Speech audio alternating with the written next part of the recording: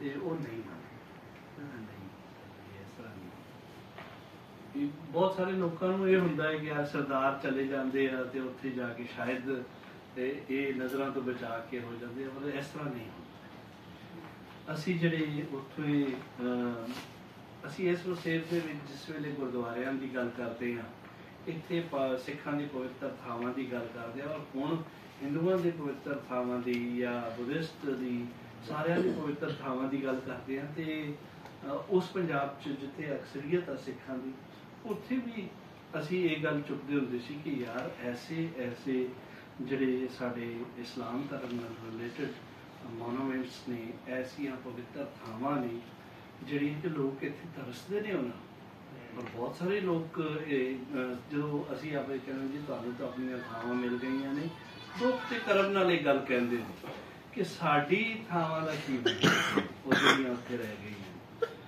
ਔਰ ਲੋਕੀ ਘਰਾਂ ਦੀ ਗੱਲ ਬਾਅਦ 'ਚ ਕਰਦੇ ਸੀ ਕਿ ਯਾਰ ਮੇਰੇ ਬਜ਼ੁਰਗਾਂ ਦਾ ਉੱਥੇ ਮਜ਼ਾਰ ਹੈ, ਇਸੇ ਤਰੀਕੇ ਨਾਲ ਪਤਾ ਹੀ ਕਰਾ ਦਿਓ ਕਿ ਇਹ ਮਜ਼ਾਰ ਜਿਹੜਾ ਹੈ ਉਹ ਕਿਸ ਹਾਲਤ ਦੇ ਵਿੱਚ ਹੈ।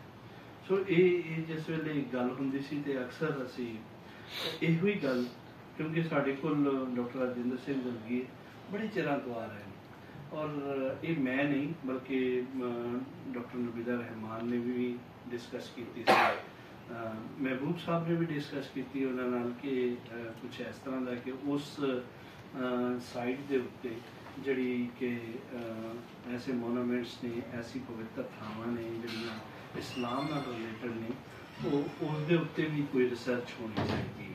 ਸੋ ਸਾਡੀ ਇਹ ਮੰਗ ਜਿਹੜੀ ਹੈ ਇਹ ਡਾਕਟਰ ਰਾਜਿੰਦਰ ਸਿੰਘ ਦਲਗੀਰ ਹੋਰਾਂ ਨੇ ਪੂਰੀ ਕੀਤੀ, ਔਰ ਇਹ ਸਾਨੂੰ ਸਾਡੇ ਵਾਸਤੇ ਇਹ ਮਾਣ ਵਾਲੀ ਗੱਲ ਹੈ ਕਿ ਇਹ ਜਿਹੜੀ ਕਿਤਾਬ ਹੈ ਉੱਥੇ ਰਿਲੀਜ਼ ਨਹੀਂ ਹੋਈ ਹੈ, ਪਹਿਲੇ ਰਿਲੀਜ਼ ਹੋਈ ਹੈ ਪਾਕਿਸਤਾਨ।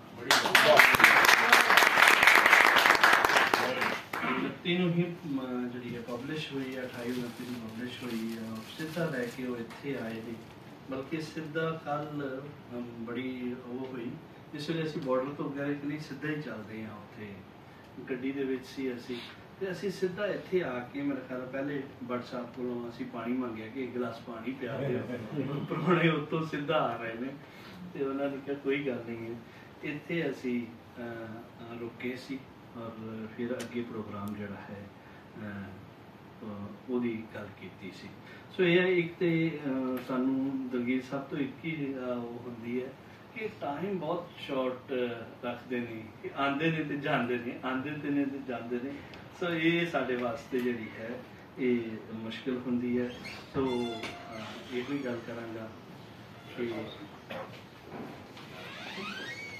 ਸਾਡੇ ਬਹੁਤ ਹੀ ਜਨਾਬ ਸੁਹੇਲ ਵੜੈਚ ਜੀ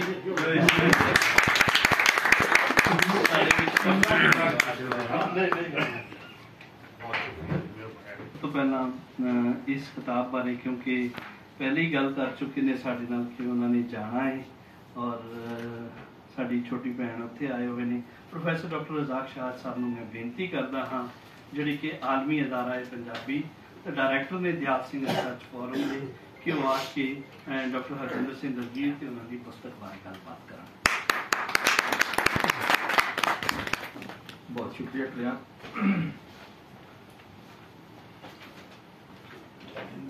ਮੈਨੂੰ ਇਹ ਇਤਰਾਫ ਕਰਦਿਆਂ ਕੋਈ ਸੰਗ ਨਹੀਂ ਕਿ ਮੌਜੂਦਾ ਜ਼ਿੰਮੇਦਾਰੀਆਂ ਸੰਭਾਲਣ ਤੋਂ ਪਹਿਲੇ ਮੇਰਾ ਸਿੱਖ ਕਮਿਊਨਿਟੀ ਨਾਲ ਸਵਾਈ ਕਲਿਆਣ ਦੇ ਹੋਰ ਕਿਸੇ ਨਾਲ ਰਾਬਤਾ ਨਹੀਂ ਸੀ, ਕਿਉਂਕਿ ਬਰਖੁਰਦਾਰ 2004 ਤੋਂ ਵਿੱਚ ਹੈ।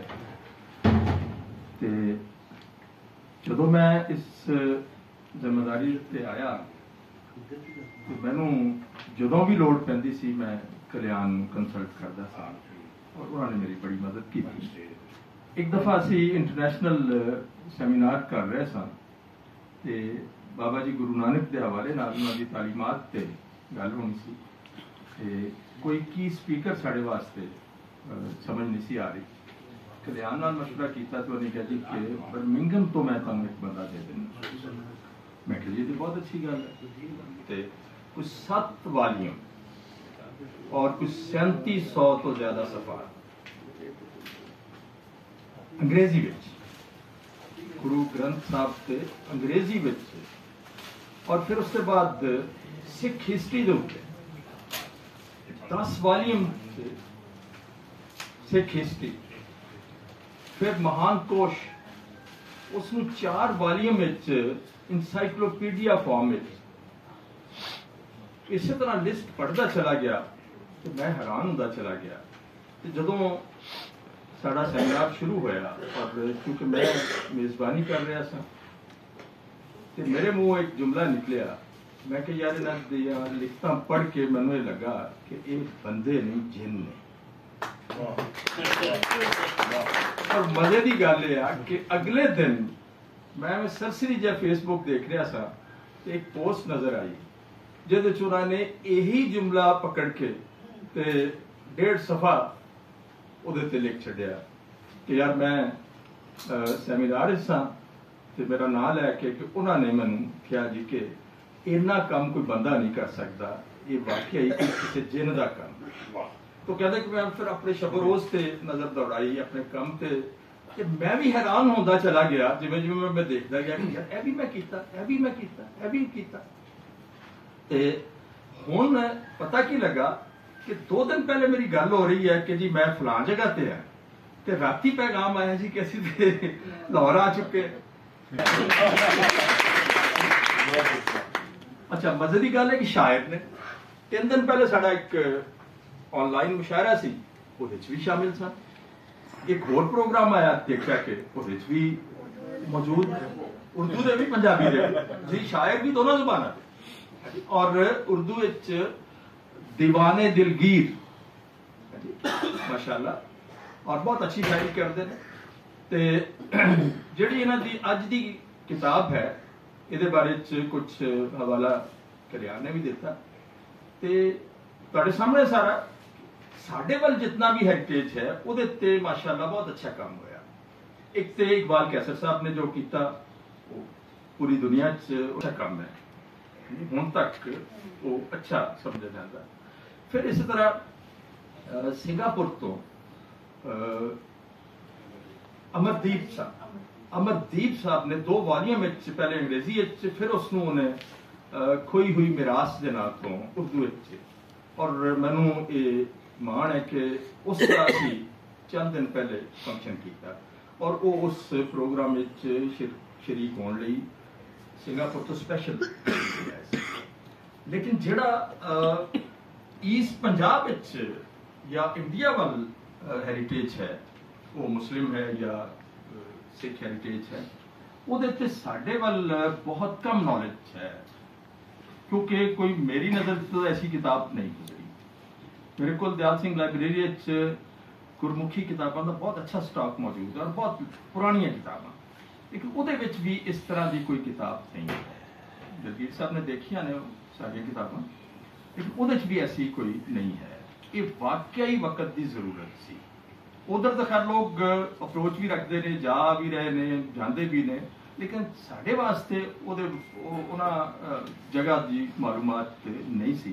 मेरा ख्याल है कि उस कमी नूं दलगीर साहब ने पूरा किया, तो मैं इन्होंने मुबारकबाद पेश करना। और मैं कोई अगर जुमला उन्होंने दिलाजारी हुई हो तो उसकी माफ़ी चाहना, तो यही कहना चाहवागा कि जी जिन बने रहो और काम कर। Thank you.